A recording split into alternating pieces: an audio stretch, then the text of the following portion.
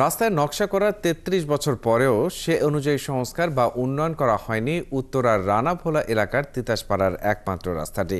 নির্বাচিত জনপ্রতিনিধিরা বারবার আশ্বাস দিয়েও রাস্তার উন্নয়নে কোনো কাজ করেননি। স্থানীয়রা নিজ উদ্যোগে সংস্কার করে রাস্তাটি চলাচলের উপযোগী রেখেছেন।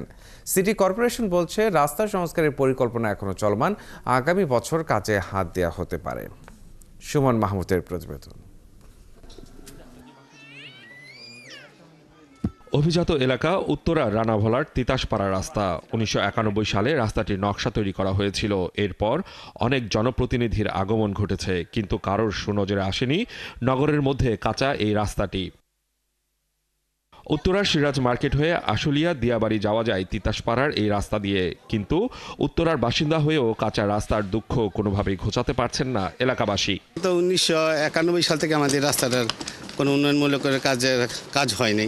আমি যখন আইসি তখন দেখছি এটা ইটের সোলিং এবং ইটের সোলিং এমন নিচে পড়ছে যাতে দেড় মানুষ নিচে হবে, ইটের সোলিং না সর্বোচ্চ।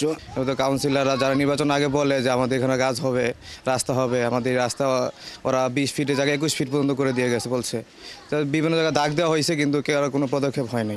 নগরে থেকেও নাগরিক সুবিধা নেই এলাকার বাসিন্দাদের।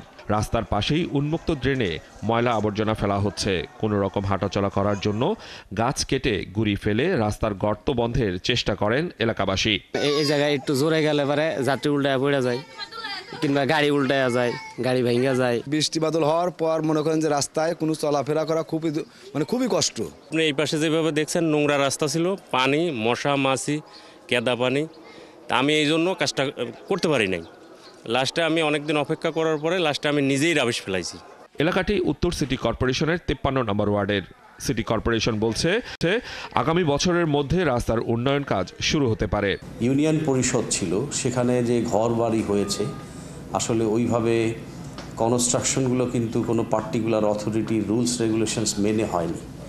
কাজেই আমার রাস্তা করতে গিয়ে স্থাপনাগুলোকে কোনো কোনো ক্ষেত্রে অপসারণ, কোনো কোনো ক্ষেত্রে কম্প্রোমাইজ করে কিন্তু প্রসিড করতে হচ্ছে। আর যেহেতু ঢাকা মহানগরী, এইটার জন্যে এটার অঙ্গীভূত হতে হলে একটা ইউনিফাইড মেজারমেন্টের মাধ্যমে রাস্তাগুলো কিন্তু করতে হবে। তো সেই লক্ষ্যে আগাচ্ছি। আশ্বাসে আর ভরসা রাখতে পারছেন না, এবার কাজ দেখতে চাইছেন এলাকাবাসী। সুমন মাহমুদ, ৭১, ঢাকা।